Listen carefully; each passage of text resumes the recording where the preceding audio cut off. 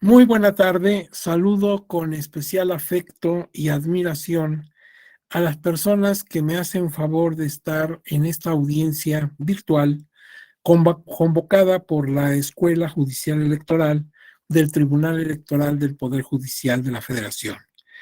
Y saludo a ustedes con mucho afecto porque aunque no tengo el gusto de conocerles personalmente, sin embargo, parto de esta base. Todos cuantos vivimos en este país, en este inmenso país, tan rico en cultura, tan rico en historia y en muchas cosas bellas, pues creo que coincidimos en una meta común. Todos queremos la fortaleza de nuestras instituciones democráticas, todos queremos el desarrollo económico del país que irradia toda su población. Todos queremos que nuestro país vaya muy, muy adelante. Y esto lo estamos viendo según nuestras propias concepciones, nuestra edad, circunstancia, profesiones, ideologías. Podemos tener diferentes puntos de vista, pero seguramente nuestra meta es común. Por eso yo los veo a ustedes como una gran familia. Y así como cuando te alejas del terruño donde naciste, y unos años después regresas y pues te encuentras al ex condiscípulo, al primo, al vecino, con el que pues tuviste muchas aventuras de niño, de joven, y lo ves con ese cariño de entonces, es decir, con esa empatía, como si lo hubieras dejado de ver hace 3 días. Entonces, somos una enorme familia y por eso saludo a ustedes con mucho afecto, pero también con mucha admiración, porque también estoy consciente que todas son profesionistas, son personas que tienen su agenda sumamente comprometida entre asuntos propios de su trabajo, de su profesión, de su desarrollo, frente a las instituciones públicas o privadas, como también frente a la familia y otros asuntos personales que les preocupan. Entonces, es admirable que teniendo ustedes esa carga tan grande de actividades cotidianas, todavía tengan el ánimo, el entusiasmo de cursar un diplomado como este al que está convocando la Escuela Judicial Electoral, el diplomado en Derecho Procesal Electoral. Pues se requiere una gran disciplina, autodisciplina, se requiere un gran entusiasmo y por eso los admiro.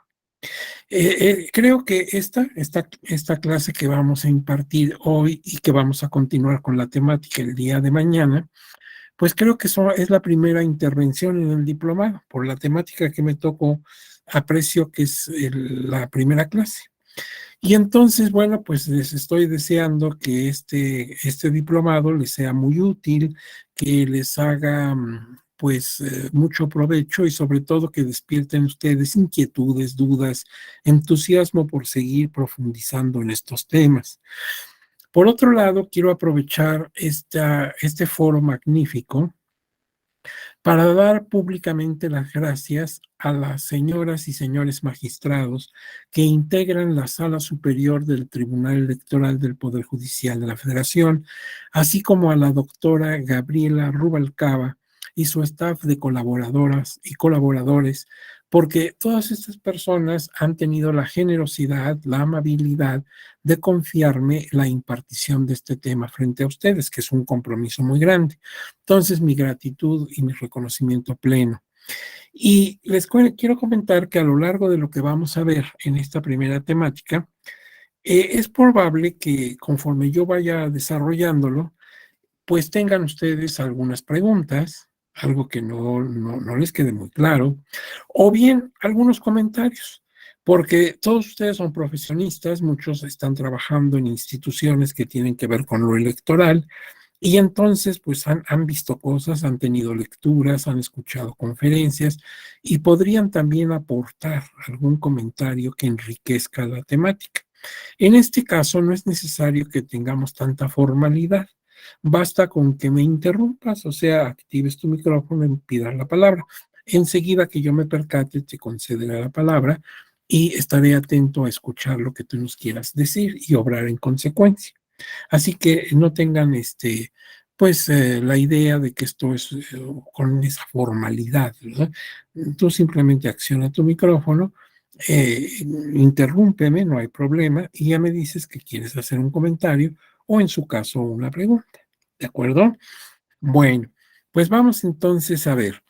Este es el diplomado en Derecho Procesal Electoral y el tema uno que me toca a mí es la acción procesal electoral, definir qué es derecho procesal electoral y qué es la acción procesal electoral. Eso es en concreto lo que vamos a ver. Ahora bien, yo quiero hacerles llegar esta nota previa en sentido de justicia y además en respeto a derechos de autor. Dice aquí que esta presentación, esta que ustedes están apreciando en su pantalla, se apoya en gran medida en materiales y puntos de vista del destacado jurista doctor Flavio Galván Rivera, quien por su amplia trayectoria académica, jurisdiccional y como gran docente, puede considerarse actualmente con toda justicia como uno de los grandes especialistas en el derecho procesal electoral. Efectivamente, hemos aprovechado algunos puntos de vista y algunas láminas incluso que él elaboró. No toda la presentación es suya, pero sí una gran parte. Y entonces, cuando ustedes vean en la lámina que dice por ahí presentación del doctor Flavio Galván, pues es el material que se aprovechó. Quizás algunos de ustedes, por la trayectoria del doctor Galván, pues lo conocen, lo han escuchado en conferencias, han conocido sus libros, pero los que no hayan tenido esa oportunidad, él es uno de los profesores de este diplomado, así que ya tendrán ocasión de disfrutar sus conferencias y todo lo que él aporta, todo lo que él puede comentarles, porque no solamente tiene la experiencia académica, no solamente es un gran investigador, sino además ha desempeñado cargos de alta investidura en la judicatura electoral. Entonces, pues puede tener la práctica y la teoría. Así que aprovechen mucho la presencia de él en las clases que les va a impartir. Ahora bien, vamos a plantear un objetivo, porque el que no sabe a dónde va, pues no sabe si ya llegó. Entonces tenemos que plantearnos un objetivo. ¿Qué queremos lograr al impartir este tema esta tarde y la de mañana? Bueno, pues mira, al concluir el estudio de esta unidad del diplomado en Derecho Procesal Electoral, las personas participantes, o sea, eres tú, las personas participantes conocerán una definición razonada, ahorita vamos a explicar el por qué, de derecho procesal electoral y de su respectiva acción jurisdiccional, o sea, la acción electoral. Distinguiendo esta, o sea, la acción electoral, de la procesal en general y de la acción constitucional en sentido estricto. Entonces, a ver, queremos en esta ocasión, vamos a definir qué es derecho procesal electoral, pero no dar una definición así porque lo dice tal autor o porque está en tal lugar, en tal libro, sino que la razonemos. ¿Por qué esa definición? ¿Por qué no otra? Sabiendo que, pues, en eso de definiciones hay muchas. Eso es una cosa, definir nuestra asignatura. Y otra, también definir qué entendemos por acción electoral y cómo la podemos distinguir de otro tipo de acciones que se pudieran confundir. Eso es lo que queremos lograr. Bueno, ya está el objetivo trazado. Ahora, el temario, pues es congruente con el objetivo. Veamos el temario. Primero ofreceremos una introducción, como todo, para empezar a hablar de la materia, para ponernos de acuerdo, para ambientarnos, saber por dónde vamos a caminar. Una vez que se haya desahogado esa introducción, pasamos ya a la temática en sí, con 6 puntos. Primero, derecho procesal electoral, su definición y alcances. Segundo, su naturaleza jurídica. ¿Qué es el derecho procesal electoral? Pero ya en cuanto a su naturaleza jurídica. Una diferencia que a ustedes como abogados, porque aquí en esta audiencia varios, si no es que todos, son abogados. Sé que por ahí puede haber alguna persona que cultive otra disciplina humanística, pero la mayoría me imagino que son abogados. Y entonces queremos distinguir entre proceso, procedimiento, litigio y juicio. Fíjate que cuando hablamos con el común de las personas, que no son abogados, pues a veces lo toman como sinónimo. Incluso puede haber diccionarios en que te digan que son sinónimos, pero no lo son. Y entonces nosotros como abogados sí tenemos que distinguir muy bien entre proceso, procedimiento, litigio y juicio. Ya lo veremos en su momento. Luego entraremos al segundo tema, la acción procesal. Y con esto, la acción procesal electoral, que no es lo mismo. Entonces vamos a ver el género, que es la acción procesal, y luego la especie, la acción procesal, pero electoral. Y finalmente la vamos a distinguir con la acción constitucional en sentido estricto. Y con eso estaremos cumpliendo lo que la Escuela Judicial Electoral programó para estas dos primeras sesiones. Estamos agotando la temática que la escuela tiene diseñada. Y luego hablaremos de las conclusiones a que arribemos después de estudiar todo este material. Esas conclusiones son muy subjetivas, son mis conclusiones, pero ustedes pueden coincidir con ellas o no. Finalmente, las conclusiones son el resultado de la apreciación de cada quien en la experiencia académica. Entonces, a lo mejor coincidimos y a lo mejor no coincidimos en ellas. Y con eso se cerrará nuestra labor entre esta tarde y mañana. Bien, vamos entonces a la introducción, a ver de qué se trata esto. Cuando nosotros estudiamos cualquier asignatura, desde que estábamos en los años de nuestra primaria, secundaria, pues llegaban distintos profesores, el de biología, el de historia, el de matemáticas. Y se acordarán ustedes que siempre la primera preocupación de maestros y maestras que nos formaron era definir su materia. Pues esto siempre va a suceder, aun cuando estemos estudiando posgrados y cursos de mayor avance profesional, pues siempre el profesor o profesora que imparta una asignatura lo que se preocupa es de definir su materia, de que se tenga muy claro y en una definición, insisto, razonada, no una definición porque está en el libro, sino por qué dice eso. Sí, ¿cuál es la razón de que está ahí escrita cada frase de esa definición? Porque esto permite fijar con precisión el campo en que se desarrolla la asignatura. Si yo tengo una definición muy concreta de lo que voy a estudiar, en este caso derecho procesal electoral, pues entonces eso me permite no divagar, no ir a otros lugares que podrían ser concurrentes, pero que son ajenos a la materia. Entonces ya sé exactamente, es como tener una ruta, mi destino es Guadalajara. Por esta vía me voy a ir por Querétaro, La Piedad, Guadalajara. Entonces ya tengo trazado, no tengo por qué perderme, por qué extraviarme. Ahora, la lógica, que es importantísima en el pensamiento razonado de las personas, establece desde los tiempos de Aristóteles, el padre de la lógica, establece que para definir lo que quieras, en este caso queremos definir derecho procesal electoral, es necesario aportar dos elementos, el género próximo y la diferencia específica. Fíjate, en este momento te estoy regresando a tus estudios de la preparatoria, bachillerato o como le llamen en tu plan de estudios que cursaste, porque ahí tuviste tus primeras lecciones de lógica como una parte de la filosofía. Y se te dijo que el gran fundador de esta disciplina fue Aristóteles, ese ilustre pensador griego del siglo V antes de Cristo. Y él decía, y lo que dijo, pues nos queda muy claro, y sigue vigente ahora, nos dice que hay que dar género próximo y diferencia específica. ¿Qué es el género próximo? El género próximo es la parte de la universalidad a la que pertenece lo que quieres definir. ¿Y qué es la diferencia específica?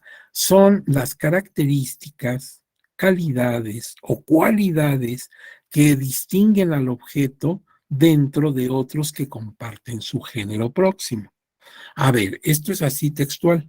Vamos a recordar algún ejemplo. Mira, ahorita estoy yo teniendo el privilegio de dirigirme a ustedes. No están personalmente, están en virtualidad, pero aprecio sus personas en la pantalla y entonces estoy viendo a varias personas. Y si estuvieras conmigo aquí en mi estudio, pues verías libros, verías computadora, verías una serie de cosas que tengo en él. Y si me asomo a la ventana, pues puedo apreciar las calles, los árboles, los autos, la gente que pasa, lo que quieras. Entonces, esa es la universalidad. La universalidad es el todo, todo cuanto existe. Hay cosas que tienen realidad fáctica que puedo apreciar con los sentidos. Por ejemplo, pues esta estructura, ¿sí? Aquí se las estoy mostrando. Entonces veo de qué material está hecho, siento su contacto, etcétera. Entonces tiene una realidad que puedo apreciar con los sentidos, la vista, el gusto, el tacto. Hay otras cosas que no tienen esa realidad fáctica, sino que son producto de nuestra mente. Por ejemplo, la felicidad, la esperanza, el patriotismo, la antipatía, la discordia, la envidia. Esto no se puede ver físicamente. No podemos decir, mira, ahí va la discordia, vamos a alcanzarla, a ver si nos tomamos una selfie con ella. No, son situaciones subjetivas, pero cuando yo digo discordia, justicia, equidad, etcétera, todos entendemos de qué estoy hablando. Entonces, aunque no tengan una realidad visual, por decirlo de alguna manera, apreciable por los sentidos. Y también hay cosas que no existen, pero sí son culturales. Por ejemplo, si yo te hablo de una sirena o si te hablo de un centauro, pues sabes que esos seres son fantásticos, no existen, pero sí existen. ¿Por qué? Porque existen en nuestra cultura. Entonces, sean cosas con realidad fáctica, sean cosas subjetivas o sean cosas que no existen en la vida real, cuando queremos definirlas, entonces tenemos que dar, dice Aristóteles, género próximo. El género próximo es la parte de la universalidad del todo en donde está ubicado lo que queremos definir. Entonces, pues yo me permito recordarles aquel ejemplo clásico que se daba precisamente en la preparatoria para entender estas cosas. Decían, por ejemplo, ¿qué es un caballo? Y lo primero que se nos ocurre a ti y a mí, pues es muy sencillo, un caballo es un animal. Y tenemos razón. Dentro de todo lo que existe en el universo, hay un sector que llamamos animales. Ahí está el caballo. Si yo tuviera aquí un archivero, lleno de carpetas o folders, como les llamamos, pues buscaría países, no, ahí no está el caballo, ¿sí? Después dice religiones, no, tampoco. A donde dice animales, ahí debe estar el caballo. Esa es la carpeta, ese es su género próximo. Nada más que decir que el caballo es un animal, es decir, la mitad de la verdad. ¿Por qué? Porque también un gato o un tiburón son animales. Entonces me falta, como bien dice Aristóteles, es que te falta la diferencia específica, el conjunto de características, cualidades o calidades que distinguen a lo que tú quieres definir, como en mi ejemplo un caballo, frente a otros animales que comparten el género. Y entonces empezamos a darle atributos o calidades o cualidades o características al caballo. Se me ocurre que es vertebrado, se me ocurre que es herbívoro, se me ocurre que es cuadrúpedo, que es vivíparo, y entonces voy separando lo que no es. Si es vivíparo, si nace vivo, entonces quito a los ovíparos que nacen de huevo. Si es vertebrado, quito a los invertebrados. Y así poco a poco voy discriminando, voy separando hasta que, dadas determinadas características, ya nada más puede ser el caballo. O sea, ya no puedo confundirlo con un perro o con un gato. Bueno, ese es un ejemplo así muy sencillo, muy de preparatoria. Vamos a ver esto ya en lo que queremos definir cuando veamos en el caso del derecho procesal electoral. Acuérdate que es uno de los objetivos. Tenemos dos. Uno, ver derecho procesal electoral y otro, ver acción procesal electoral. Bien. Ahora, igualmente cumpliendo las reglas de la lógica, se procederá metodológicamente a definir qué es el derecho en general, qué es el derecho procesal y qué es el derecho procesal electoral. Se parece mucho todo lo que he dicho, pero son cosas muy diferentes. Una cosa es el derecho, otra el derecho procesal y otra el derecho procesal electoral. Aquí lo que estoy haciendo es que voy de lo amplio a lo concreto, ¿sí? Es decir, lo general es el derecho, lo particular es el derecho procesal y lo particularísimo es el derecho procesal electoral. Entonces aquí me lo está diciendo muy claro, son tres elementos derivativos, o sea, uno depende del otro, uno es consecuencia del anterior. El derecho es el género, el derecho procesal es la especie y el derecho procesal electoral es la subespecie, o sea, una especie de la especie. Fíjate hasta dónde me vine a encontrar lo que quería el derecho procesal electoral. Entonces, nosotros al definirlo, y así lo vas a ver que lo vamos a hacer, primero hablaremos de qué es el derecho procesal y luego qué es el derecho procesal electoral. Bien, de esa manera se llegará a una definición razonada. Ya no es una definición que hay que aceptarla porque la dice X tratadista nacional o internacional. Seguramente la dice bien, pero ¿por qué dice todo eso? ¿Qué es lo que se quiere hacer? O sea, que nos tomemos el tiempo para defender, pensar o postular una definición que sea coherente con el resultado de nuestra investigación, no que sea dogmática. Esa es la definición porque así lo dijo fulano de tal o menganita de tal. Pues seguramente esos autores son brillantes y lo dijeron bien, pero hay que razonar. Ahora bien, nuestra asignatura es Derecho Procesal Electoral, ese es el tema del diplomado, determinando su objeto de estudio y en consecuencia la trascendencia que tiene su conocimiento y aplicación.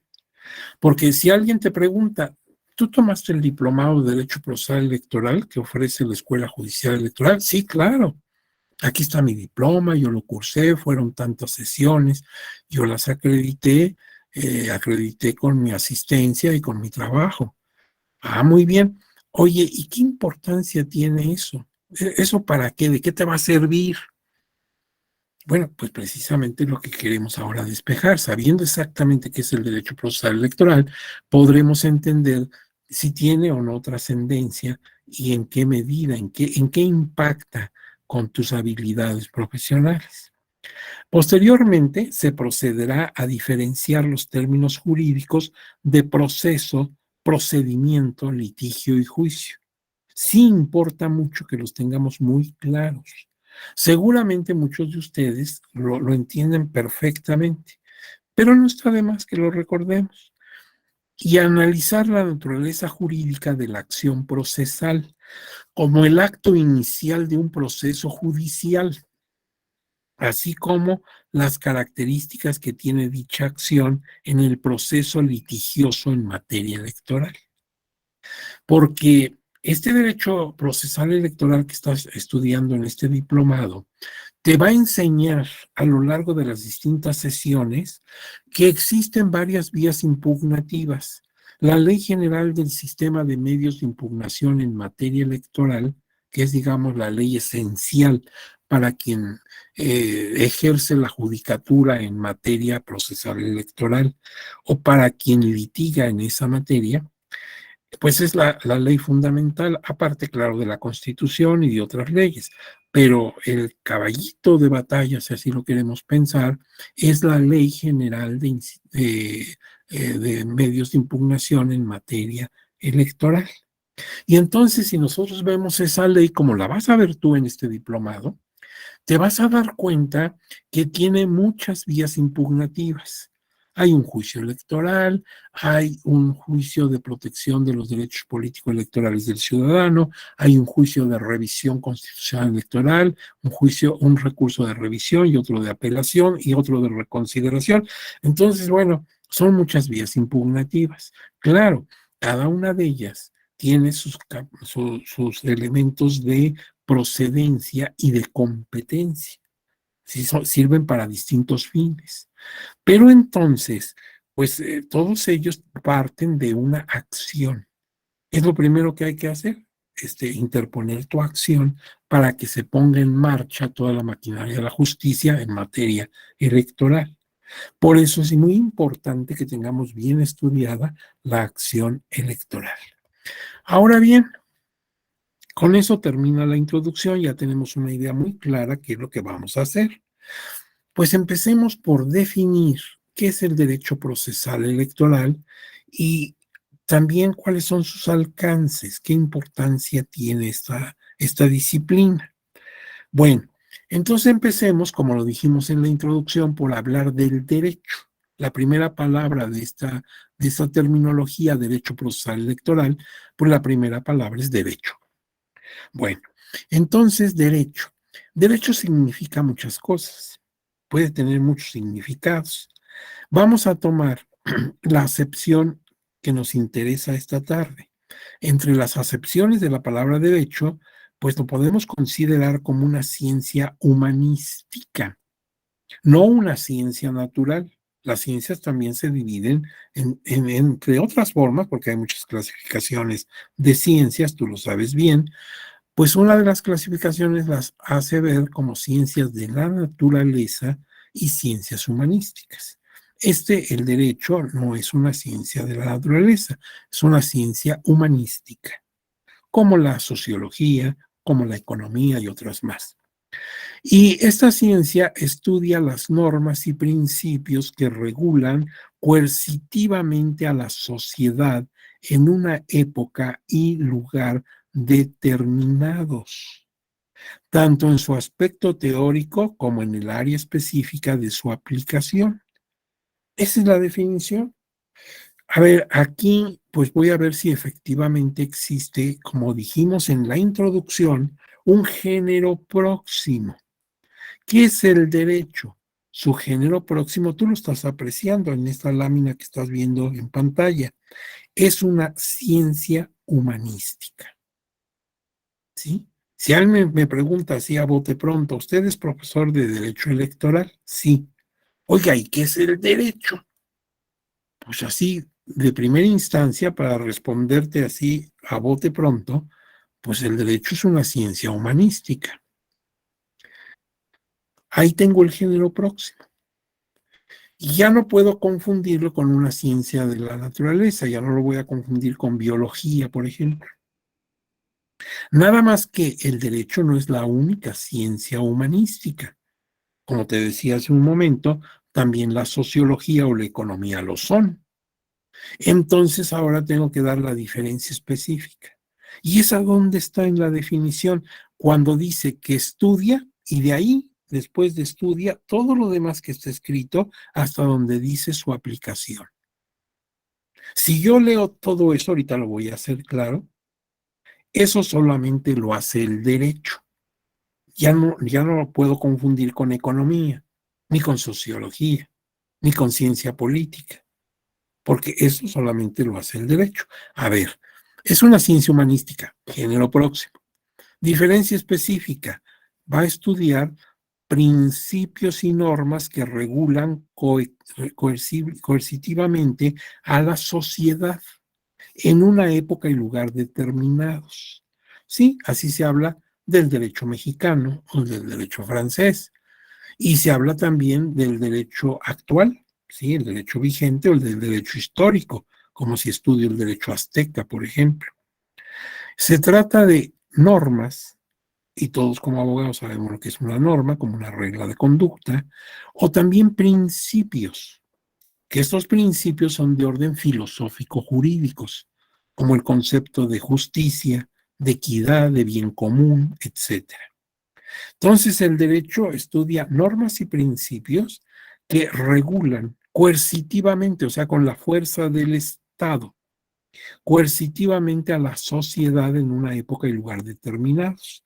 Y todavía agrega, tanto en su aspecto teórico, ¿sí?, su aspecto académico, como en su aplicación. Por ejemplo, la labor de los litigantes y la labor de las personas que están en la judicatura, los jueces y juezas. Bueno, pues esa es la definición de derecho.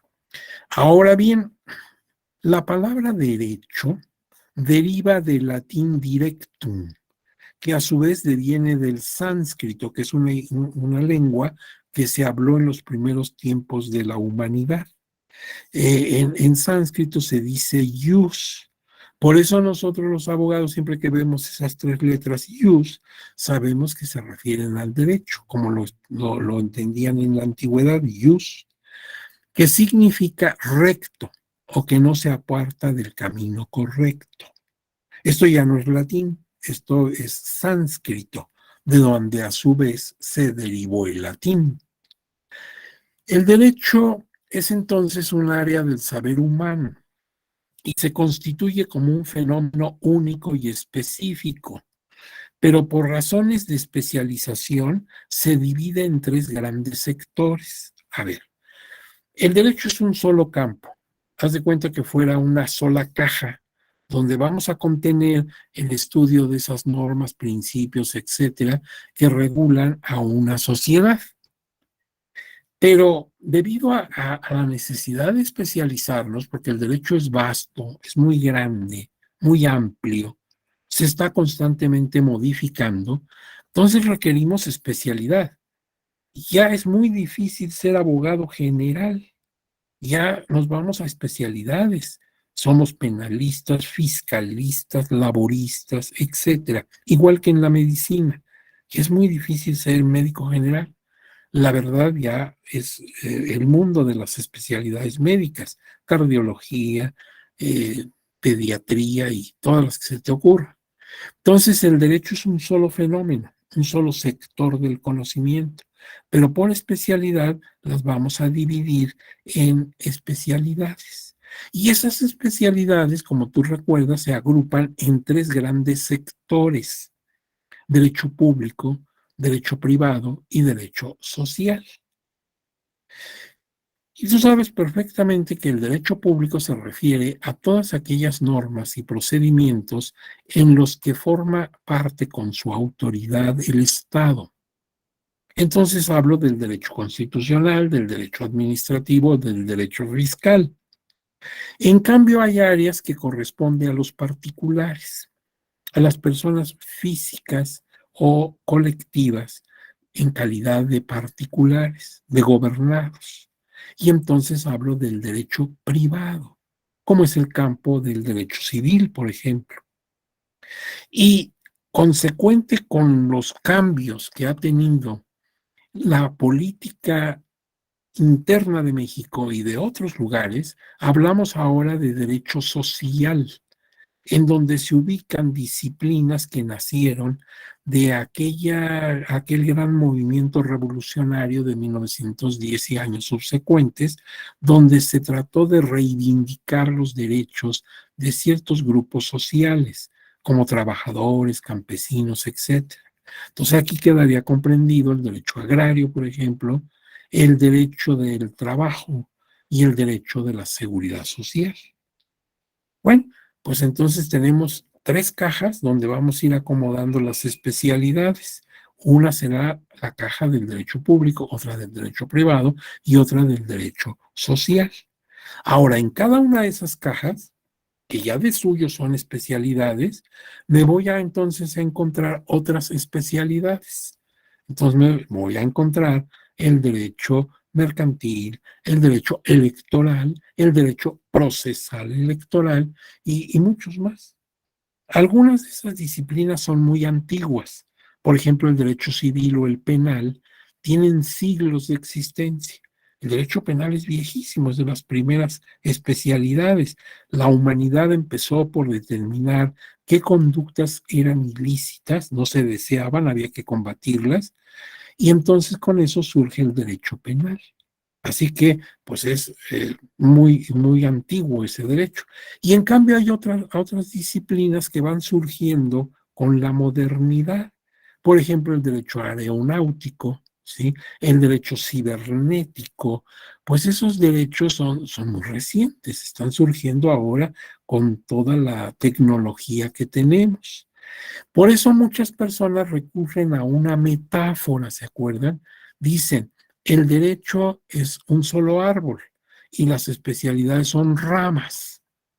Y seguramente cuando ustedes estudiaron su carrera, se recordarán que cuando llegaba tu maestro de cualquiera de las materias, lo primero que hacía era definir su materia.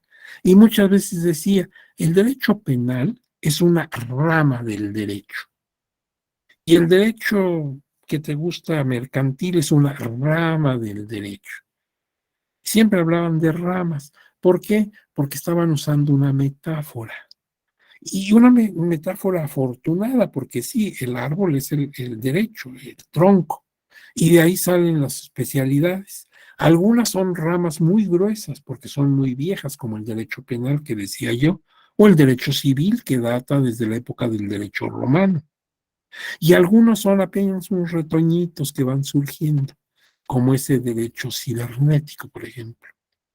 Entonces, la metáfora estaba muy bien, ¿sí? Yo en lo particular prefiero hablar de especialidades, para que no nos confundamos, no nos andemos por las ramas, ¿verdad? Y sí entiendo la metáfora, obviamente, pero me gusta más hablar de especialidades. Igual que hace la medicina, ellos no hablan de, los médicos no hablan de ramas de la medicina, sino de especialidades médicas. Y así hablan de oncología, pediatría, urgenciología y todo lo que tú quieras pensar en ese campo del saber. Ahora bien, en la especialidad jurídica del derecho público, ¿te acuerdas que hicimos tres cajitas? Derecho público, privado y social. Bueno, me voy a ir a la del derecho público. Ahí estudia las normas, principios e instituciones referentes a los procedimientos legalmente constituidos para que los órganos de autoridad competente impartan justicia en los casos específicos que se eleven a su conocimiento y resolución. Entonces, ahí está el derecho procesal. El derecho procesal entendiéndolo como esa especialidad jurídica que tiene como objetivo, pues, estudiar los procedimientos legalmente constituidos para que los órganos a los que les hemos asignado la función de impartir justicia puedan llevar a cabo su cometido. Entonces, eso es el derecho procesal. En esas condiciones, el derecho puede considerarse como el género y el derecho procesal como una de sus especies. Ahora bien, el doctor Flavio Galván Rivera, al que mencioné al principio de esta charla, lo considera como rama o apartado del derecho público que tiene por objeto directo y exclusivo al proceso.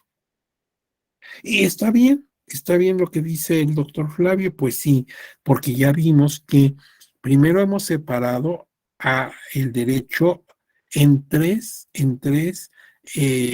sectores: derecho público, privado, social.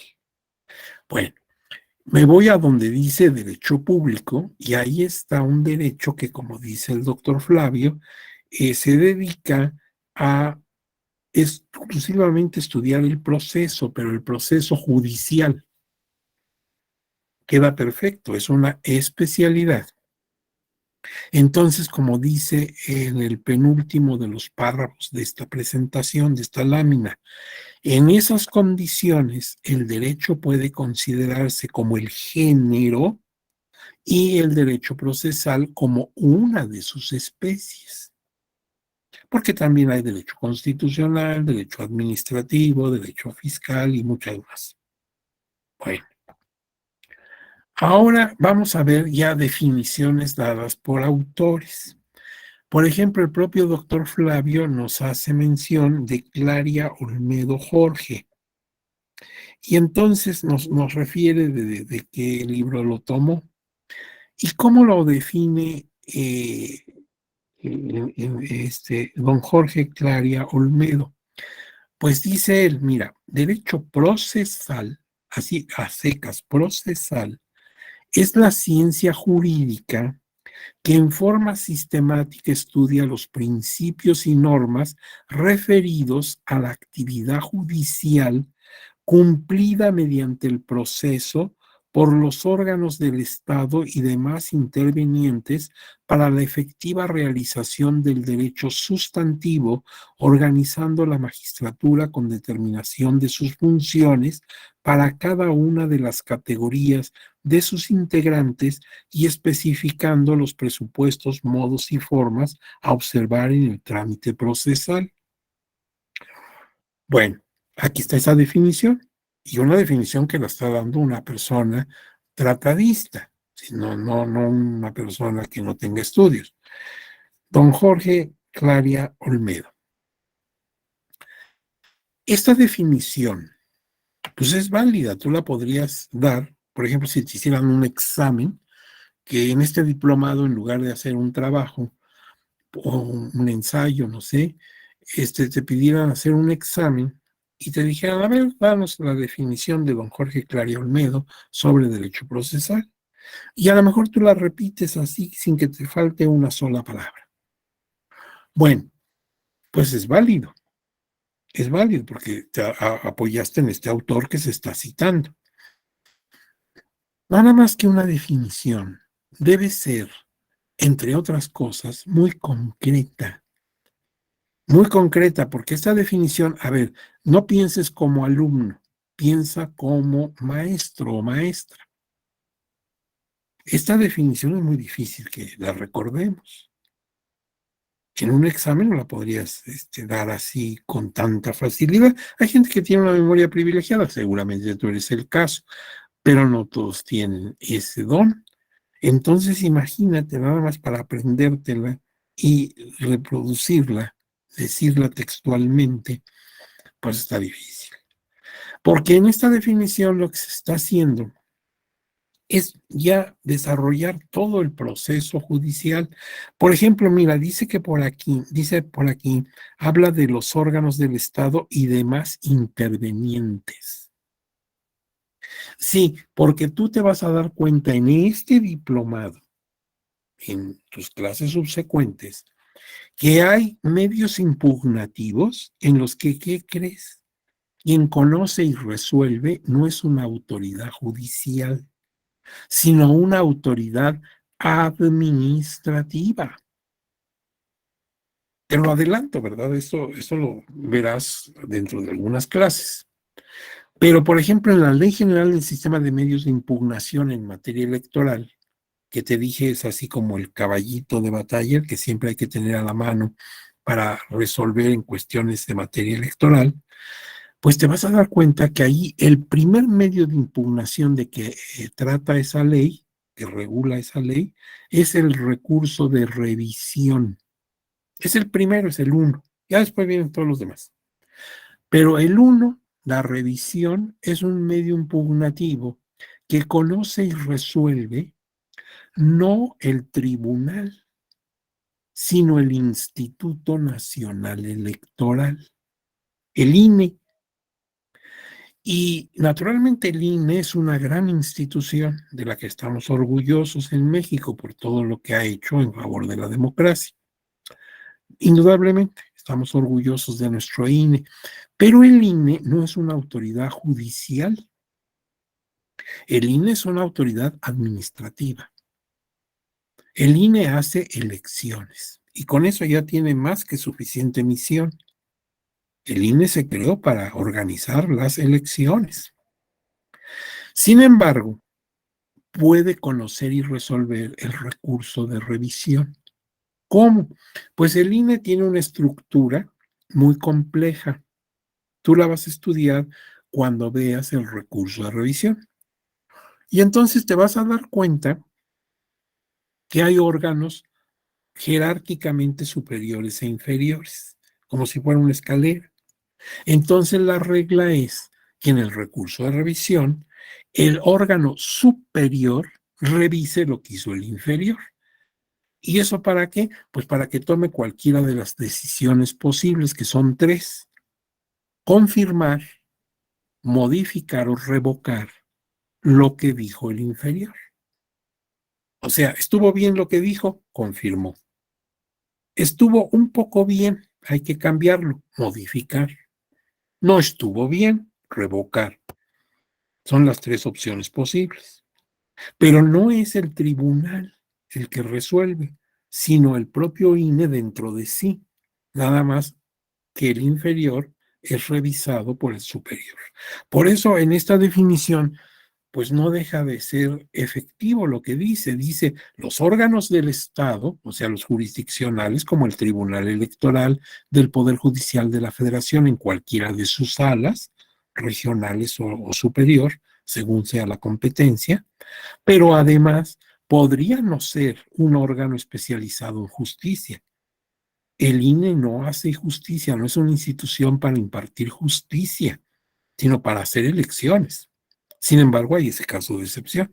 Y te lo estoy poniendo nada más así como un simple ejemplo. Hay otros más, pero no quiero distraernos o pues un tanto divagar. Nada más un ejemplo de que lo que dice esta definición es cierto.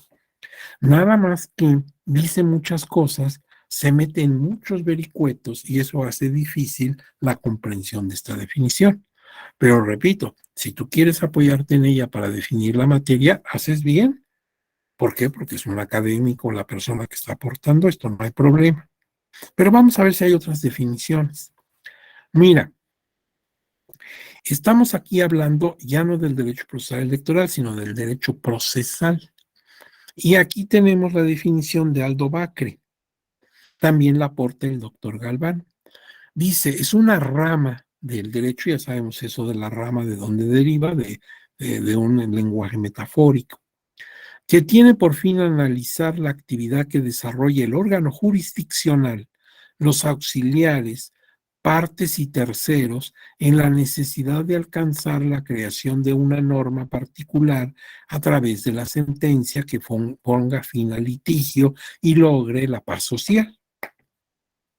Estamos hablando del derecho procesal, no procesal electoral. Bueno, vamos a ver. Habla del órgano jurisdiccional. Pues estoy pensando en jueces, en magistrados, ¿sí? Según sea su jerarquía. ¿Y de qué materia? Pues de la que tú me digas, porque es procesal. Pueden ser en materia laboral, pueden ser en materia eh, administrativa, pueden ser en materia electoral, claro. Ahora bien, los auxiliares, o sea, los órganos auxiliares que tienen esos órganos de justicia. Las partes en controversia, el demandado, el demandante. Pero también los terceros, puede haber un tercero interesado, ¿sí? Puede ser un tercero interesado, lo encontramos, por ejemplo, en algunos casos en el amparo, también en materia electoral, persona que se siente afectada por lo que se pueda decidir en ese procedimiento. Y pues lo que quieren es poner fin a un litigio, precisamente un conflicto que existe entre el demandante y el demandado. Y luego nos añade para que se logre la paz social, pues sí, es mucho mejor que haya un órgano de justicia y un procedimiento para que se imparta y no que tuviéramos que defendernos con golpes y con amenazas, ¿verdad? Porque entonces caeríamos en la barbarie.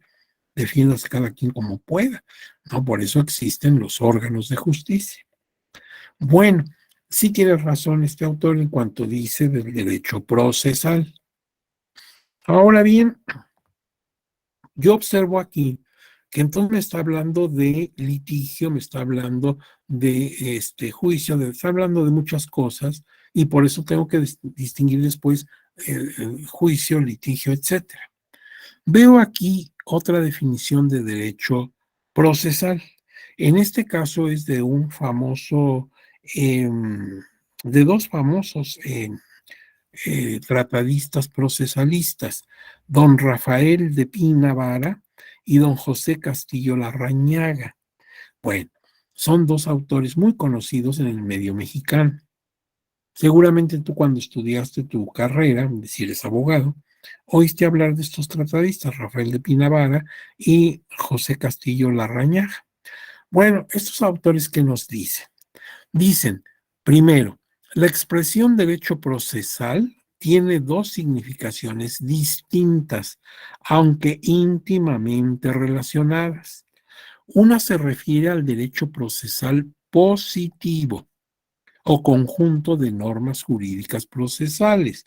La otra al derecho procesal científico o rama de la enciclopedia jurídica que tiene por objeto el estudio de la función jurisdiccional de sus órganos y de su ejercicio. Bueno, pues aquí lo que estamos entendiendo es que ese derecho procesal tiene dos áreas de estudio.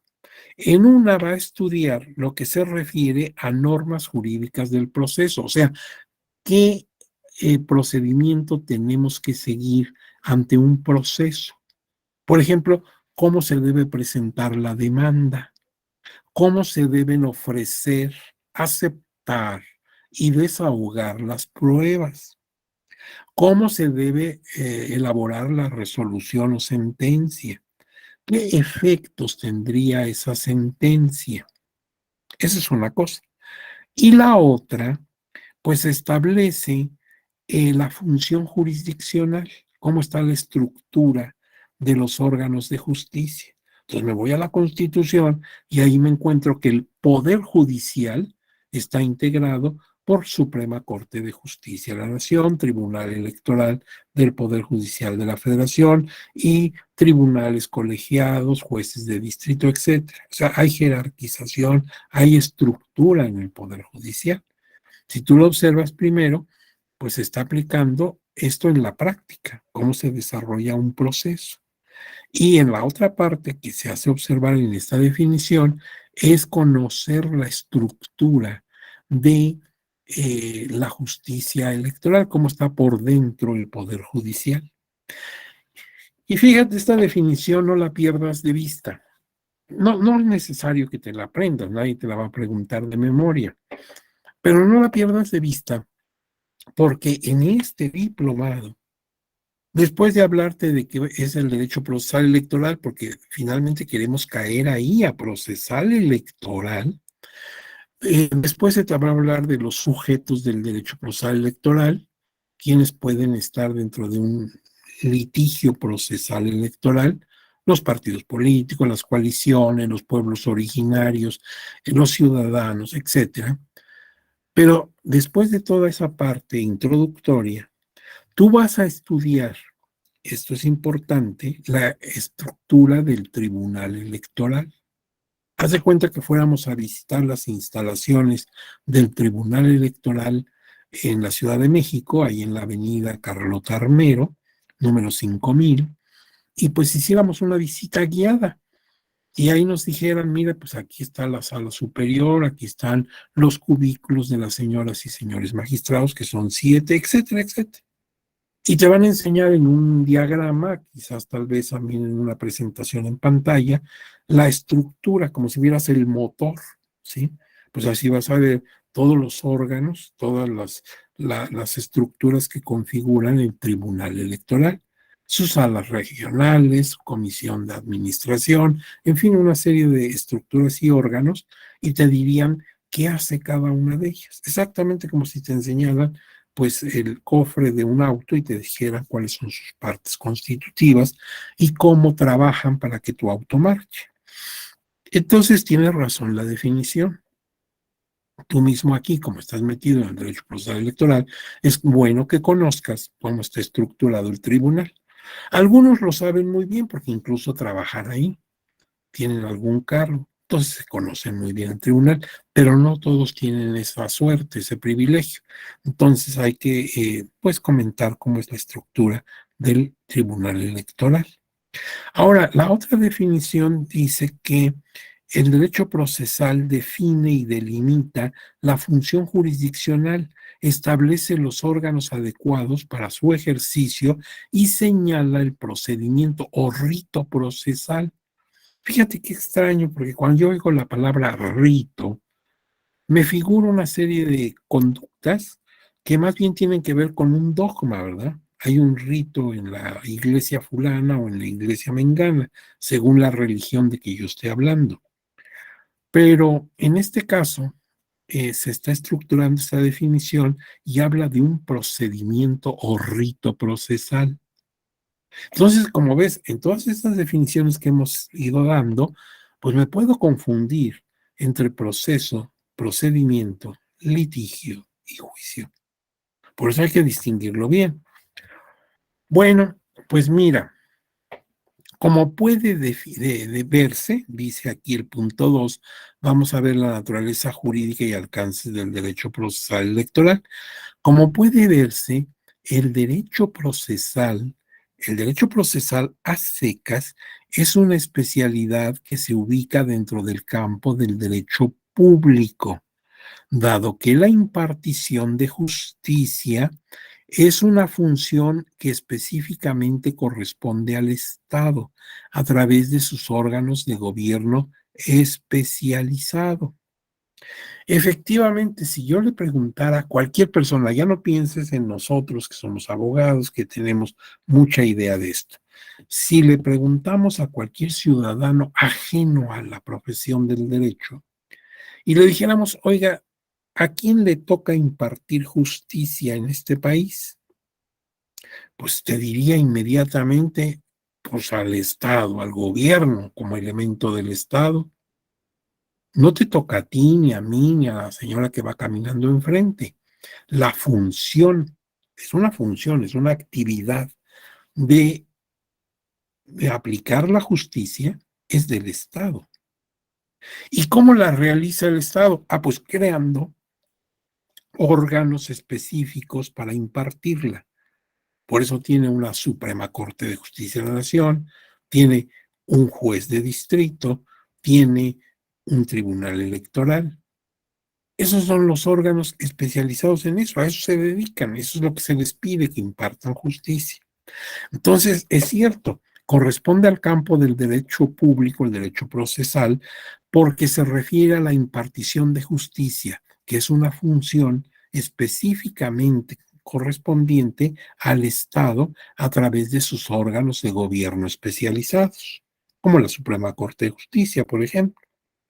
Congruente con ello, es la autoridad jurisdiccional en cualquier rango que tú la quieras ubicar, la que tiene la potestad, o sea, el poder de hacer efectivo el cumplimiento de sus resoluciones, una vez que estas causan estado.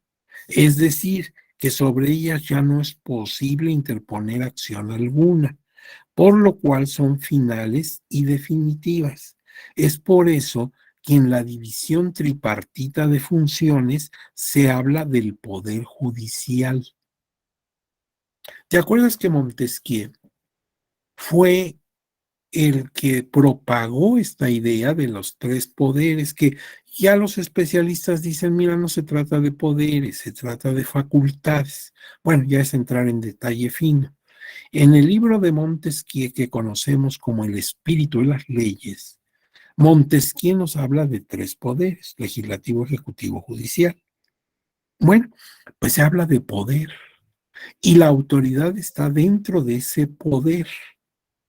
Está hablando de poder, o sea, puede imponer su decisión. El juez no da consejos, sino da resoluciones, sentencias, y estas se tienen que cumplir. No queda al arbitrio de los gobernados o justiciables en este caso el decidir si cumplen o no. Por eso se habla de un poder. Ahora bien, siempre y cuando esas resoluciones sean definitivas e inatacables, o sea, que ya hayan causado estado, que ya sean cosa juzgada, que ya no admitan algún recurso de impugnación que pudiera todavía cambiar su rumbo. Pero si ya no es el caso, esas decisiones se tienen que cumplir. Ahora bien, ¿Cómo se integra el derecho, en este caso procesal electoral? En su conocimiento y aplicación deben tomarse en cuenta los siguientes elementos configurativos: normas y principios constitucionales. Entonces, si yo trabajo en el derecho procesal electoral, que ya vimos que es una subespecie del derecho procesal, porque hay procesal laboral, procesal administrativo, procesal constitucional y así, así. Bueno, pues uno de los procesales es el electoral. Si yo voy a litigar en él o voy a impartir justicia en él, como por ejemplo siendo magistrado o magistrada, pues lo que tengo que ver primero es sus normas y principios constitucionales. Las normas me queda claro, ya mencioné la Ley General del Sistema de Medios de Impugnación en materia electoral, que es la ley fundamental para este trabajo, pero no la única. También tengo, por ejemplo, la Ley General de Partidos Políticos, la Ley General de Instituciones y Procedimientos Electorales, etcétera. Pero también principios. Si me voy al artículo 41 constitucional, me encuentro los principios de la función electoral. Por ejemplo, la equidad, por ejemplo, la justicia, por ejemplo, la paridad de género, la máxima transparencia, etcétera. Esas no son normas, son principios y están en la Constitución. Y al momento de resolver, de elaborar mis sentencias, las tengo que tomar en cuenta. Luego también debo tomar en cuenta convenciones y tratados internacionales signados, o sea, firmados y ratificados por el Estado mexicano, que como tú sabes, una vez que el Estado mexicano ha firmado y confirmado esas resoluciones, la firma la hace el presidente de la República, el Poder Ejecutivo, pero la ratificación el Senado de la República. Pues una vez que está firmado y ratificado, se convierte en ley del país. Entonces, las normas que rigen a este país no solamente están en la Constitución y las leyes, sino también en esos tratados internacionales. También, claro, leyes y reglamentos que se refieran a la materia electoral. Jurisprudencia, por ejemplo, la emanada del Tribunal Electoral del Poder Judicial de la Federación. Esa labor de jurisprudencia es muy amplia en el tribunal.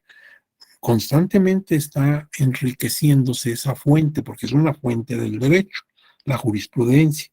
Yo les recomiendo, desde este momento que van iniciando su estudio del diplomado, les recomiendo que estén al pendiente porque en la página del tribunal, en su página electrónica, hay un sector, hay una pestaña donde tú encuentras la jurisprudencia del tribunal y te vas a dar cuenta de la riqueza de norma, de normación que encuentras en ella y está constantemente produciéndose. De manera que si dejas de consultar esa especificidad de la jurisprudencia, pues cada vez tienes menos dominio de la materia. Entonces, la jurisprudencia hay que tomarla muy en cuenta. Y claro, por ejemplo, para el caso de los pueblos originarios, que ahora incluso se ven aumentados con el reconocimiento de los derechos de la población afrodescendiente, me refiero a la gente de las comunidades de pueblos de ascendencia africana, pues a partir de 2019, o sea, hace poco, muy poco, 2019 quedaron incorporados en el artículo segundo constitucional. Entonces ya no son solamente las comunidades indígenas, sino también las afrodescendientes. Y ellos se rigen por un derecho consuetudinario a base de usos y costumbres. Entonces todo esto hay que tomarlo en cuenta para que pues te puede llegar a tu mesa de trabajo impugnaciones que se refieran, por ejemplo, a personas de esas comunidades.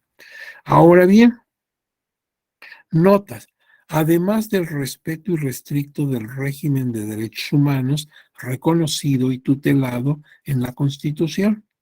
Entonces, como quiera que sea, hoy los derechos humanos son prioritarios, están manejándose como un elemento esencial en todo el sistema jurídico mexicano. Entonces tú, al tener que estar desempeñándote en un órgano jurisdiccional electoral, debes tomar en cuenta ese respeto absoluto a los derechos humanos. Voy aquí a hacer la diferencia entre proceso, procedimiento, litigio y juicio. Mira, estas 4 palabras, proceso, procedimiento, litigio y juicio, te decía yo en la introducción que algunas personas las consideran como similares, ¿sí? Como que son iguales. Tan es así que en el habla cotidiana de las personas y aún en personas que tienen cultura universitaria, pero no la especialidad del derecho, te dicen, por ejemplo, ahorita estoy llevando un litigio contra mis arrendatarios, mis inquilinos que no me pagan la renta, o ya les metí juicio.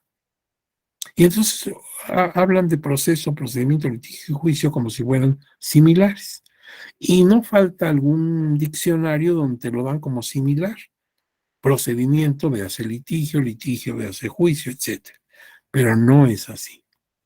Nosotros sí sabemos como abogados la diferencia entre cada una de estas palabras. Me voy a permitir recordárselos. ¿Qué es un proceso? Un proceso es un conjunto de etapas que deben desarrollarse para que el órgano de justicia conozca y resuelva un asunto litigioso elevado a su consideración. Son etapas. Olvídate de proceso judicial. Nada más toma la palabra proceso. ¿Qué es un proceso? Pues es un desarrollo en etapas para algo. Por ejemplo, cuando visitas una fábrica, pues te encuentras varios departamentos para que la materia prima pase por todos ellos y al final aparezca ya el producto que elabora esa fábrica. Entonces, voy a pensar en una fábrica de ropa, pues hay una primera etapa donde llega la materia prima, por ejemplo, la lana, si son suéteres, y me van llevando de visita por toda la fábrica viendo dónde se hace el tejido, dónde se tiñe, dónde, y al final ya sale el producto, el suéter elaborado. Fue un proceso. Bueno, nos vamos al campo de lo judicial y entonces hay etapas. ¿Qué tenemos que hacer primero para un proceso? Presentar o interponer nuestra demanda en forma y tiempo, ¿sí? Y ahí empieza a ponerse en marcha la maquinaria de la justicia. Entonces, un proceso es un conjunto de etapas. Interpon tu demanda, presenta tus pruebas, en su momento las desahogas, en su momento hay consideraciones del órgano de justicia, en su momento hay una resolución, en su momento hay una notificación para que tú te enteres en qué quedó tu proceso y finalmente se va a dar cumplimiento a esa resolución, se va a ejecutar. Entonces son etapas y hay que ir cubriendo una por una, ¿sí? Para que tú alcances lo que querías, que el órgano de justicia conozca tu caso y lo resuelva. Claro, tú pretendes favorablemente a ti. Ahora, ¿qué es el procedimiento? El procedimiento es un conjunto de requisitos de fondo y forma que deben cumplirse en cada una de las etapas de un proceso jurisdiccional.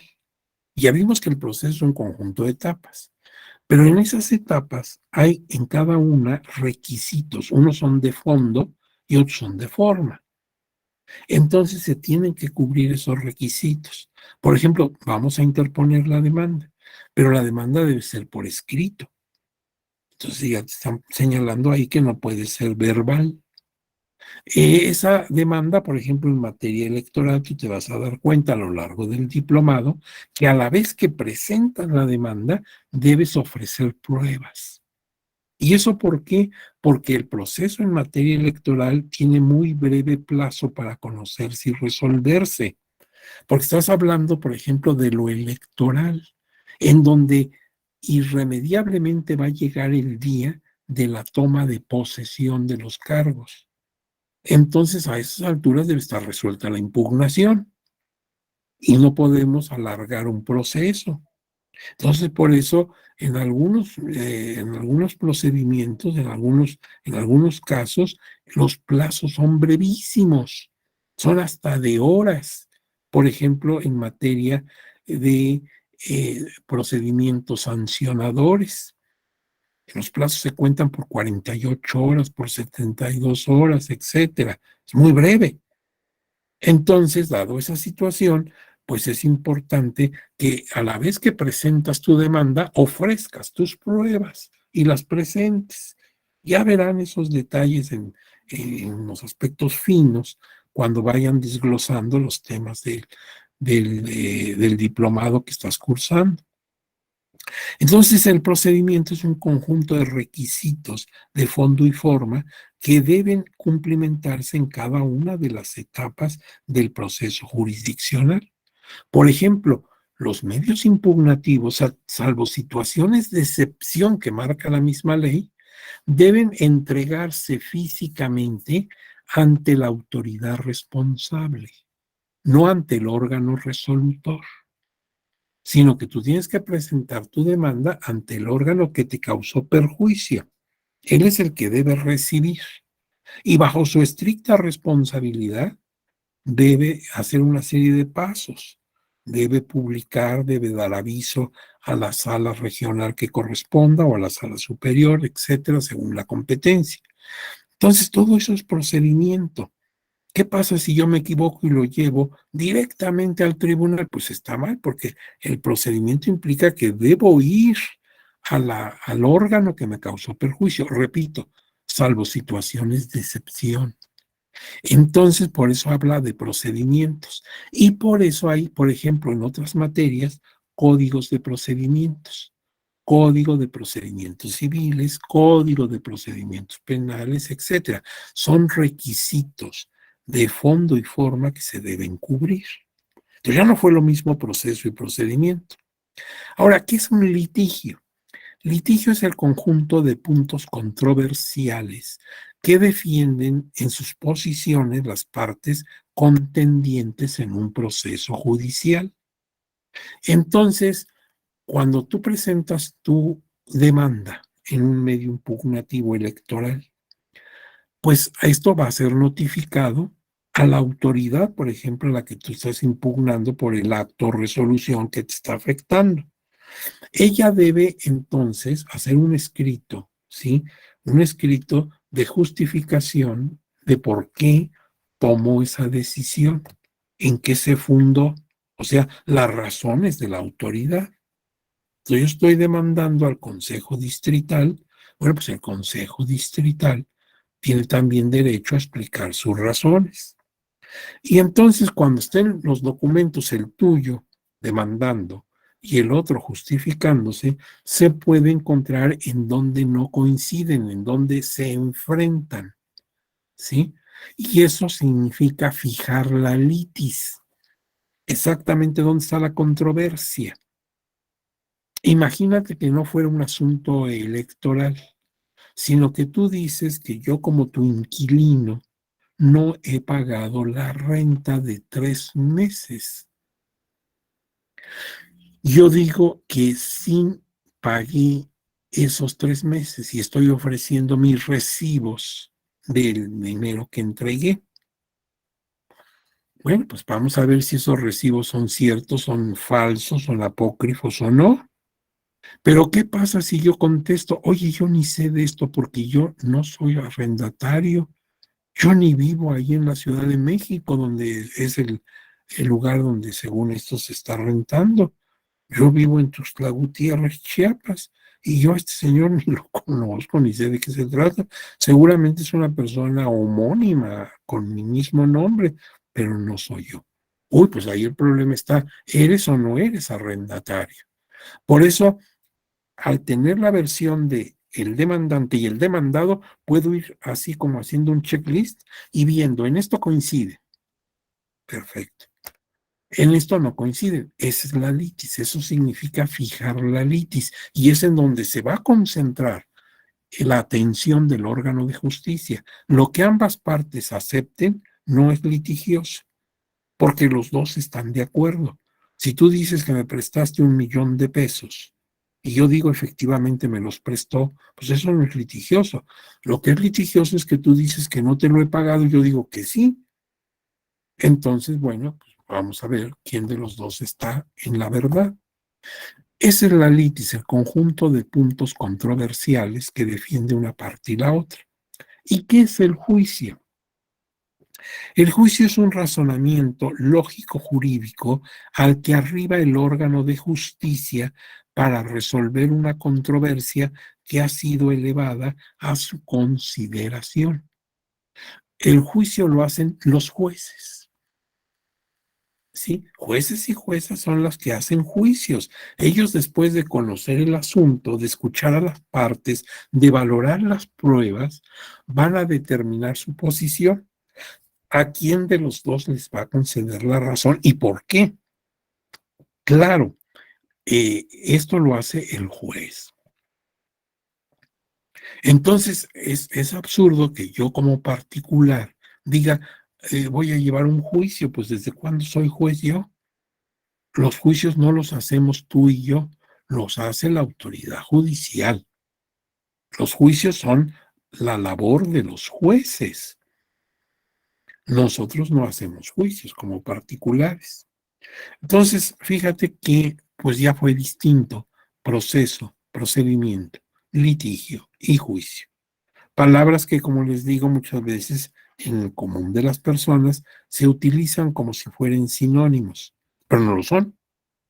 Bueno, el proceso judicial ordinariamente, o sea, salvo situaciones también de excepción, se inicia con la presentación o interposición de la demanda por la parte agraviada y ante la autoridad competente. Fíjate que esto es muy importante. Yo te alerté, desde ahorita te digo así, para si no te habías asomado nunca al derecho procesal electoral, te estoy alertando. Salvo situaciones de excepción, que ya las verás tú, por ejemplo, el famoso per saltum, que no voy a entrar en detalle qué es eso, porque lo vas a ver en este diplomado, pues salvo situaciones así de excepción, tú debes presentar ante la autoridad competente. Pero en el caso de lo electoral, lo vas a presentar tu demanda ante la autoridad que te agravió, quien no va a ser la que va a resolver. Entonces no voy yo a tocar las puertas del tribunal y ahí voy a entregar mi demanda. No, la tengo que hacer en el órgano, por ejemplo, del Instituto Nacional Electoral, que me causó perjuicio en su decisión. Y este órgano, bajo su responsabilidad, lo enviará en el tiempo que marca la ley, mi escrito, a la sala correspondiente del tribunal, la que sí va a conocer y resolver. Entonces, cuidado con eso. Normalmente, pues un proceso judicial se inicia con la presentación de la interposición de la demanda por parte del o la agraviada ante la autoridad competente. Su derecho para hacerlo se denomina acción y se materializa en la demanda. Efectivamente, el derecho que tienes tú y que tengo yo y que tiene ella o los partidos políticos, o las coaliciones, o el candidato independiente, ese derecho se llama precisamente acción. Tengo el derecho de acción judicial, de acceso a la justicia. Con mi acción voy a llegar a la justicia. Puedo tocar las puertas de un órgano de justicia, de cualquier órgano, según la materia de que estemos hablando. Ese es mi derecho de acción. ¿Y cómo se me materializa? ¿Cómo puedo verlo yo objetivamente plasmado en un documento que se llama demanda? Entonces el derecho es la acción y el documento en que se materializa la acción es la demanda. Fíjate, aquí por primera vez sale a relucir la palabra acción. Y precisamente como tú ya sabes, desde que planteamos los objetivos de estas charlas, la de hoy y la de la próxima tarde, pues una de nuestras preocupaciones será determinar a qué le llamo acción en materia judicial, claro. Bueno, pues ya sabemos, la acción es el derecho que tienen los justiciables, los gobernados, tú, yo, ella, para acudir ante la autoridad a que nos haga justicia. ¿Y cómo se ve objetivamente ese derecho? En un documento que llamamos demanda. Ahora bien, ese es el principio, así se abre un proceso judicial. Ahora bien, ¿cuáles son las últimas etapas de ese proceso? Pues son la resolución, la notificación de la tal resolución a las partes afectadas. Me tienen que dar a conocer en qué quedó. ¿Obtuve lo que quería, mi pretensión, o no la obtuve?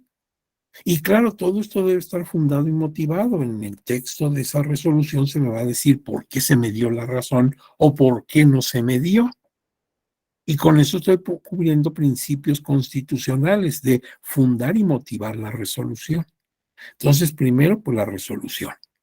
Luego, la notificación, que yo quede informado, también la autoridad responsable y todas las personas implicadas, por ejemplo, terceros interesados, la notificación.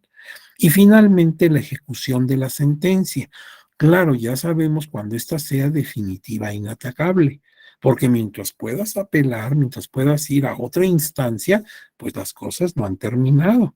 Si Sala Regional dijo esto, pero cabe impugnar ante Sala Superior, pues hay que hacerlo, ¿sí? Sala Regional Jalapa de la tercera circunscripción, pues me resolvió así, pero a ese juicio de inconformidad que presenté, que conoció y resolvió Jalapa, todavía le cabe una vía, el recurso de reconsideración ante Sala Superior. Pues vamos ante Sala Superior para que ella diga la última palabra. Y ya sabes, puede confirmar, modificar o revocar. Entonces, en este caso, pues no es todavía definitivo ni inatacable. Todavía puedo atacar la resolución de Sala Jalapa mediante el recurso de reconsideración y a ver Sala Superior en qué forma establece quién tiene razón. Lo que diga Sala Superior, ahí sí ya no hay ninguna posibilidad de objetar, porque es el órgano de cúpula del tribunal. Entonces ahí se acabó la cadena impugnativa y ahora sí se va a ejecutar la sentencia. Son los últimos pasos de un proceso. En medio queda el ofrecimiento de pruebas, la valoración de las pruebas, etcétera. Ahora, la resolución es la facultad de la autoridad competente a quien corresponde emitir su juicio, en el caso concreto elevado a su consideración, y se materializa en el texto de la sentencia. Entonces, así como cuando empezó, cuando abrimos la puerta del proceso, nos encontramos con mi derecho de acción, yo como ciudadano tengo derecho de acción. Bueno, ¿y cómo materializo ese derecho? Con mi demanda. Aquí viene mi documento. Voy a la oficialía de partes de la autoridad que me agravió para que ahí me sellen y me chequen con el reloj checador para que se vea el día y la hora en que interpuse mi medio. Esto es importante para que empiecen a correr los plazos. Lo interpuse en tiempo.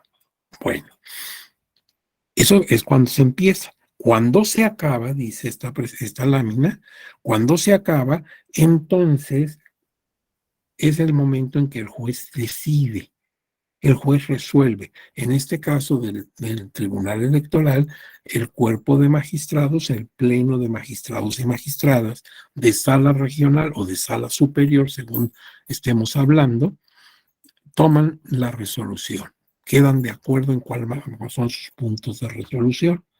Bueno, en ese momento, ¿cómo materializa esa facultad que han ejercido? ¿Por qué estas personas, magistrados, magistradas, han tomado esa decisión? Pues la han tomado porque la ley les da esa atribución, ¿sí? Como poder judicial. Entonces ellos firmaron la resolución. Ahí están las firmas de los señores magistrados y el sentido de su resolución. Bueno, entonces, ¿dónde se materializa esa facultad? En la sentencia. Así como el de acción se materializa en la demanda, la facultad en este caso de resolver se materializa en la sentencia. Es donde yo ya puedo ahí leer qué fue lo que motivó y fundó la decisión del Pleno de Magistrados. ¿De acuerdo? Bien, acuérdense ustedes que los particulares, tú y yo, tenemos derechos. Las autoridades no tienen derechos. Las autoridades ejercen funciones. Entonces, cuando yo pido justicia mediante mi demanda, estoy ejerciendo un derecho, mi derecho de acción. Cuando los señores y señoras magistradas del pleno de la sala del tribunal al que yo me refiera, regional o la sala superior, pues están ejerciendo una facultad que les concede la ley. Entonces, la autoridad no tiene derecho a sancionarme, tiene facultad para sancionar. Y las obligaciones se cumplen, las funciones se ejercen. Ahora bien, veamos otras definiciones de proceso. Por ejemplo, aquí el doctor Flavio Galván nos habla de otro de los clásicos del derecho procesal, don Eduardo Couture.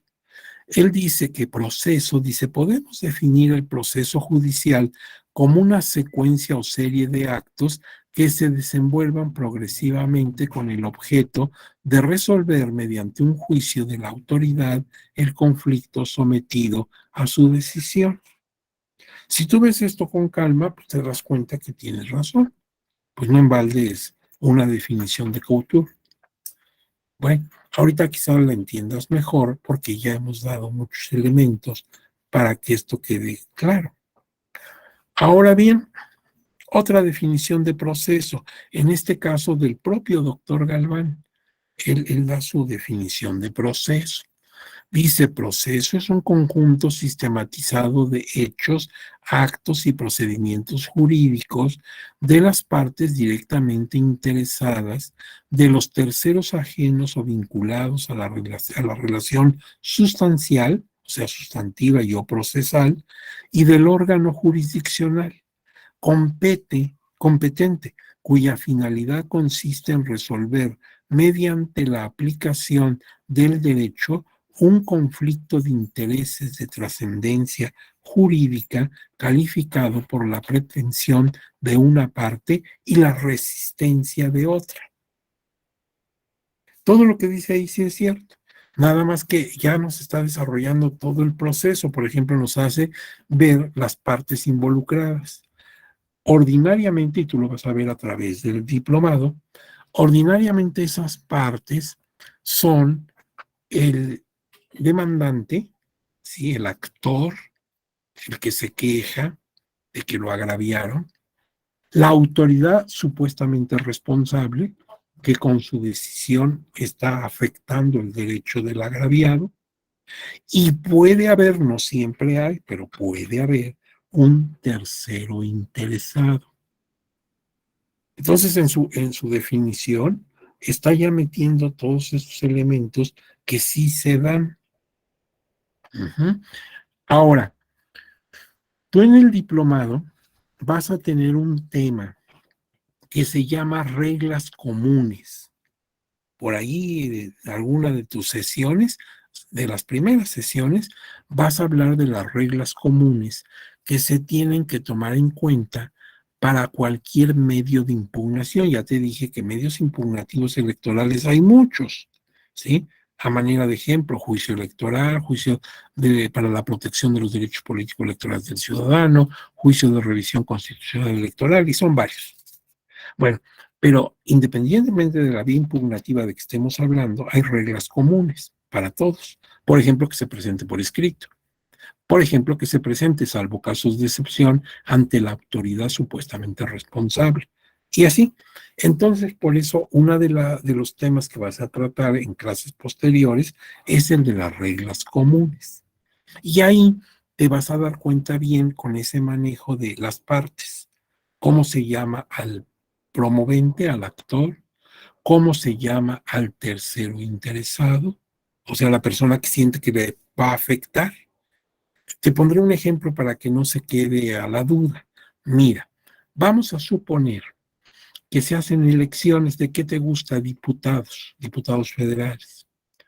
Y en mi distrito, que es uno de los 300 distritos en que se divide el país, pues resulta que ahí yo observo que hubo muchísimas irregularidades. Entonces estoy en contra de los resultados que está ofreciendo el instituto y de la calificación que se está haciendo de la elección en ese distrito. Yo soy el partido A y el partido que se dio por vencedor es el partido B. Entonces yo, partido afectado, según yo, partido A, interpongo mi demanda diciendo que hubo estas irregularidades el día de la elección. Bueno, tiene que correrse todo el trámite que se desarrolla en este proceso, va a llegar a la sala correspondiente, pero una de las cosas que tiene que hacer la autoridad que recibe el escrito de demanda es publicarlo, por ejemplo, en estrados, para que cualquier persona se dé cuenta que hay esa impugnación. ¿Tú crees que el partido B que ganó se va a quedar callado? No, porque donde yo demuestre mi razón, él se queda sin su elección. Él ya se le dio porque ganó, ya se dijo que él ganó. Y ahora yo presento una impugnación y qué tal que la gano. Entonces el partido B, que estaba dado por ganador, por eso va a entrar como tercero interesado. Va a decir, no, espérate, la elección fue limpísima, no hubo irregularidad. O sea, va a aducir lo que a su derecho convenga, porque lo que ahí se decida le afecta. Donde se dé vuelta al asunto, pues ya no tuvo la diputación. Y no es lo mismo ser diputado que casi haberlo sido. Por eso en este caso se va a presentar como tercero interesado, tratando de desvirtuar lo que yo digo y apoyando las razones de la autoridad impugnada, porque le conviene, pues lo habían dado por vencedor. Entonces, en las impugnaciones en materia electoral, pues a veces hay terceros interesados, a veces no. Bueno, pues en el caso que lo haya, es una de las partes que están ahí participando en ese proceso, pendientes de lo que resuelva el tribunal. Por eso la definición aquí del doctor Galván es acertada. Lo único que estoy haciendo es observarlo, desmenuzarlo, para que veas por qué cada una de estas partes. Ahora, definición de proceso entonces del propio Galván Rivera, lo podríamos sintetizar de esta manera, él mismo lo hace. Proceso es el conjunto sistematizado de hechos, actos y procedimientos jurídicos del órgano jurisdiccional, las partes y los terceros para resolver un litigio mediante la aplicación del derecho. Esto quizá lo puedas entender mejor si te das cuenta que ya sabes lo que es un litigio, por ejemplo, lo que es un procedimiento, porque si no lo hubiéramos hecho esa distinción, quizás ahorita caerías en conflicto. O tal vez no, todo depende de qué tan avesado estés en los temas procesales. Bueno, pues acuérdate que esta plática es inicial y por eso hemos recordado estas cosas que pueden parecer muy elementales, pero ya si profundizamos vemos que no. Bien, ahora definición de litigio, nos da Carneluti. Nosotros ya sabemos lo que es un litigio. Es el conjunto de puntos controversiales. Tú dices, este es mi terreno, y digo, no es cierto, es mío. Ah, caray, pues entonces la autoridad a la que acudamos tiene que decidir, o tú eres el dueño o yo. Alguno de los dos está en error. Y eso es lo que va a determinar el órgano de justicia. Bueno, pues el litigio, según Carneluti, según nos lo dice el doctor Flavio Galván, se llama litigio al conflicto de intereses calificado por la pretensión de uno de los interesados y por la resistencia del otro. Efectivamente, mi pretensión la que le doy a conocer al juez, yo que soy el demandante, digo, ese terreno es mío. Y tú, pues vas a decir otra pretensión, dices, no es cierto, es mío. Y yo presento mis pruebas, tú presentas las tuyas. Necesariamente alguno de los dos está en el error y el otro está en el acierto. Pero eso no lo vas a decidir ni tú ni yo, sino el juez, una vez que valore tus pruebas y las mías. Veremos a qué resultado nos conduce eso. Una definición de litigio, pero en este caso de Niceto Alcalá Zamora, pues es la que también proporciona en su texto el maestro Flavio, es esta situación de conflicto originada del proceso puede ser denominado litigio. Entendida la palabra en la misma dirección que Carneluti, pero en términos más amplios, o sea, como conflicto jurídicamente trascendente y susceptible de solución jurídica. Esto es muy importante para nosotros, porque dice que sea posible una solución jurídica. Tú lo vas a ver en el diplomado. Tienes que aducir cosas que sean reparables. Porque si ya no cabe reparación, no cabe impugnación, son hechos consumados. Ahorita todavía no lo sabes porque todavía no has desarrollado el diplomado, apenas lo vas a hacer, pero te vas a dar cuenta que un requisito es que se pueda reparar el agravio, porque si son actos consumados, pues ya no. Así que esto que está aquí diciendo Alcalá Zamora, para nosotros sí es importante. Y lo vas a ver ya en la vía práctica de ver medio por medio de las impugnaciones. Dice aquí que permitan sin dificultad su extensión a los distintos órdenes de enjuiciamiento civil, penal, administrativo, etcétera. En el etcétera podríamos caber nosotros, lo electoral, en todos los cuales hay que arrancar de un estadio que no sea aún procesal, producido por el litigio o conflicto entre dos esferas contrapuestas de intereses. Cabe que se solvente por obra de los propios litigantes o mediante la decisión imperativa de un tercero. Acuérdate que no está hablando de litigio en materia procesal y electoral, sino el litigio en general. Es un choque de intereses. Tú tienes tu verdad, yo tengo la mía. Y es el órgano de justicia el que va a determinar quién de los dos tiene razón.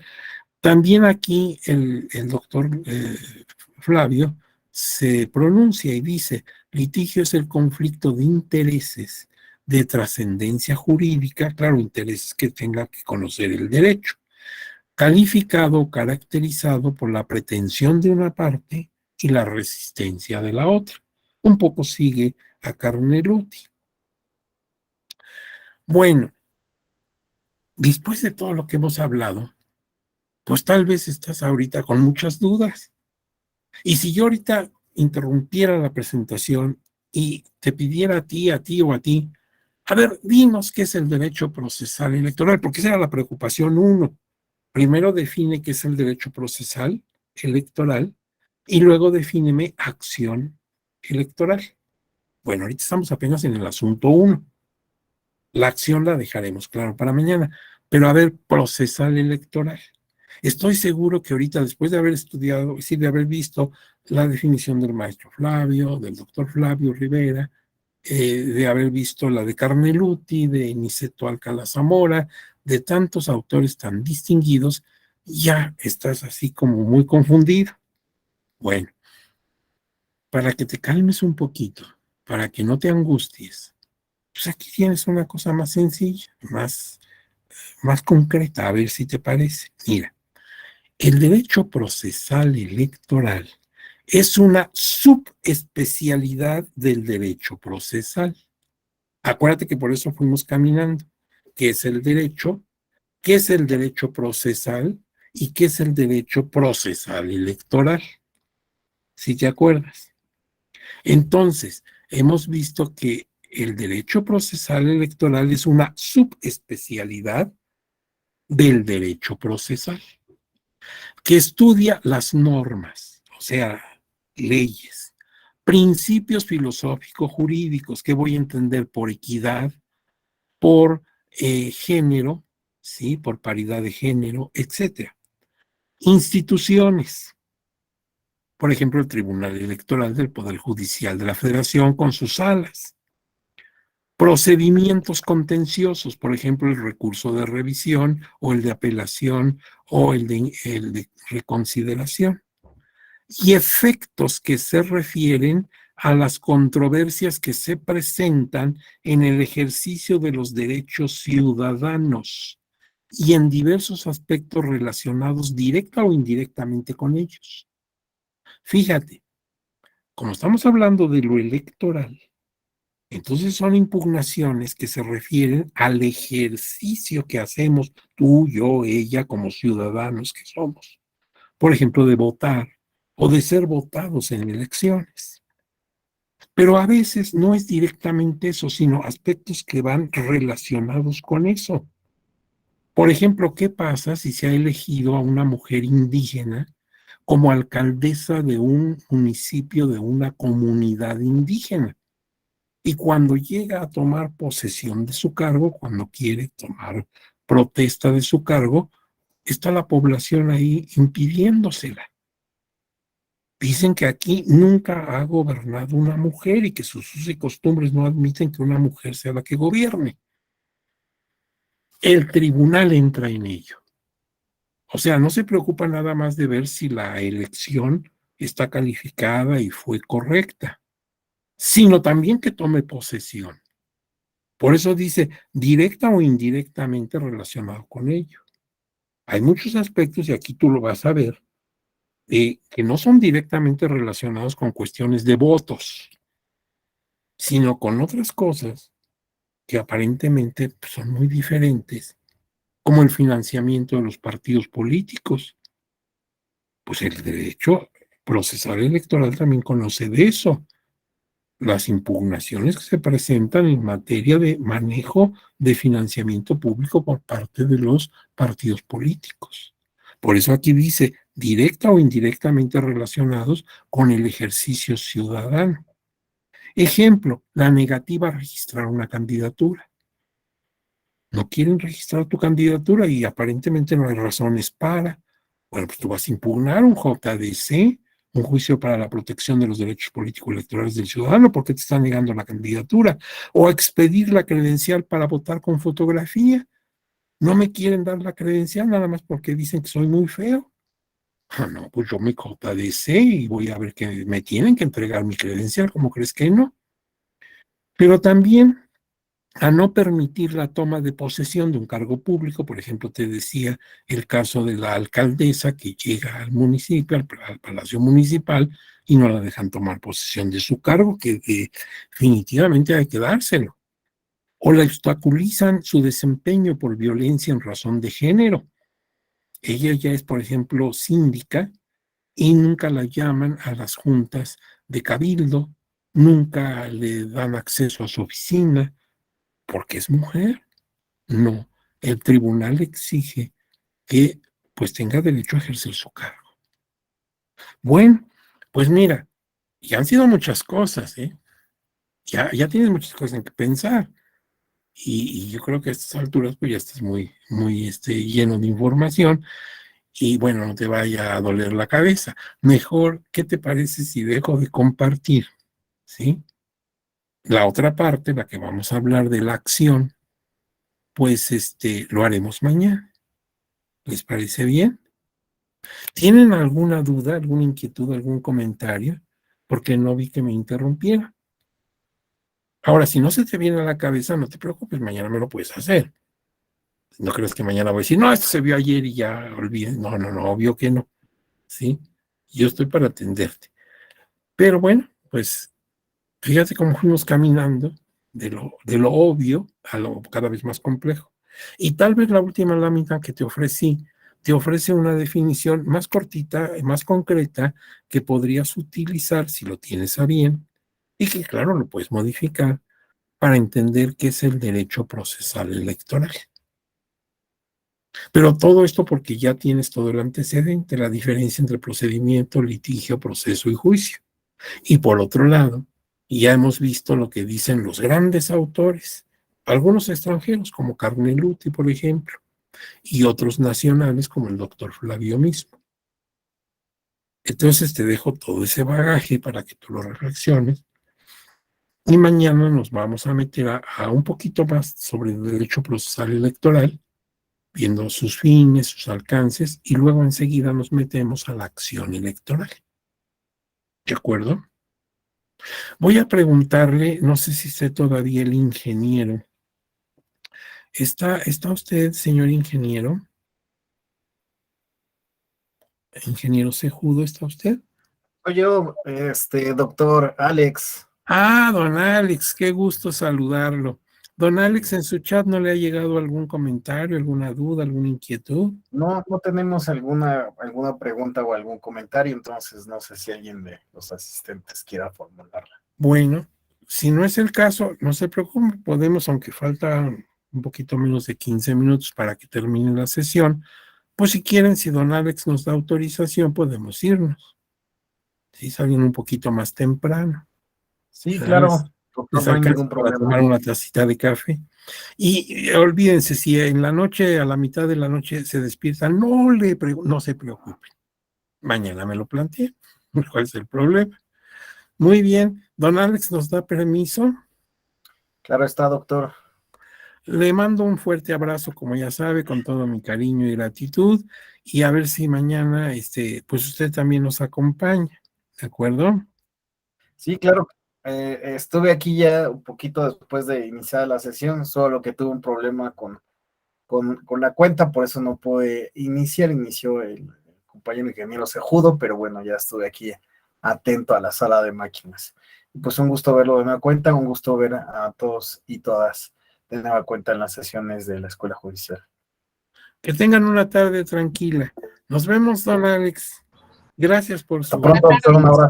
Muchísimas gracias. Hasta luego, doctor. Buenas Hasta tardes, hasta luego. mañana. Hasta mañana, que sigan con bien.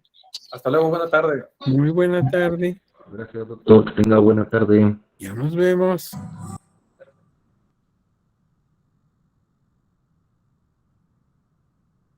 Hasta pronto, doc.